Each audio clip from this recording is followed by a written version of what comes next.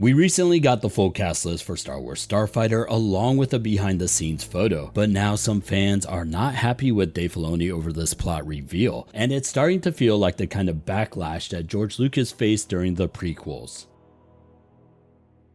Mandalore! So last month, Star Wars officially announced that Star Wars Starfighter has started production, and with that announcement, they gave us a full cast reveal, saying that joining the already announced Ryan Gosling are Flynn Gray, Matt Smith, Mia Goth, Aaron Pierre, Simon Bird, Jamal Westman, Daniel Ings, and Amy Adams. And along with this cast announcement, we also got a behind the scenes photo of Ryan Gosling sitting with Flynn Gray on a speeder. Now this photo is important because it's actually our first photo from the Starfighter set, and this includes leaks. This set has been incredibly locked down. But it also confirms earlier rumors that Flynn Gray's character will be a Force-sensitive child, and Gosling will play his uncle, a pilot protecting his nephew from villains in a post-First Order galaxy, which is set 5 years after the Rise of Skywalker. And this gives us official proof that the story will follow Star Wars' classic trope of the reluctant hero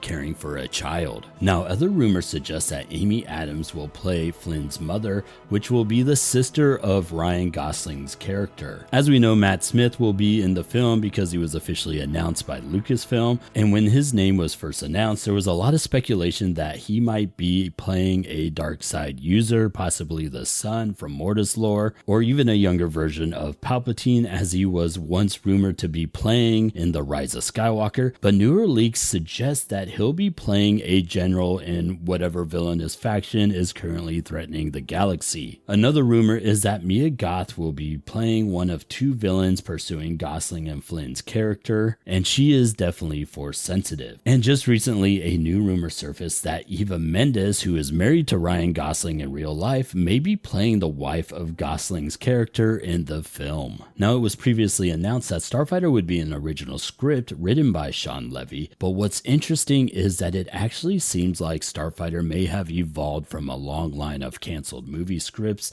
that Lucasfilm has been developing since before the Rise of Skywalker, and it's always been the intention to have Rey involved in the film somehow. Now, the first supposed leak was for a script titled Red 5, which is more than likely just a working script for the film, and the film would have revolved around Rey after the events of the Rise of Skywalker, and we would see Rey in possession of Luke's X-Wing, which is famously designated Red 5, into which we saw she had in the Rise of Skywalker. Now, there isn't much more info about this project, but the leak apparently came from a Hasbro toy listing tied to a future production run. And to me, this story really seems like a rough first draft of this script. You know, they're just kind of getting ideas out on the table. But it seems like Lucasfilm didn't scrap the Red 5 concept entirely, because instead they split it into two separate projects. The Rey storyline seemed to be repurposed for the standalone Rey film directed by Charmin Oboy-Chinoy, which now appears to be cancelled, and the X-Wing Starfighter angle was rebranded for Rogue Squadron, which would be directed by Patty Jenkins. And Rogue Squadron was officially described as a high-speed, boundary-pushing story about a new generation of Starfighter pilots who would be risking their lives and earning their wings as the saga moves into a future era of the galaxy. Now, this stirred up a lot of confusion as to what did future era of the galaxy actually mean. Did they mean post Return of the Jedi, or did they mean post Rise of Skywalker? Well, in March 2025, Michael A. Stackpole, author of the X-Wing book series and a consultant on the film, thank God,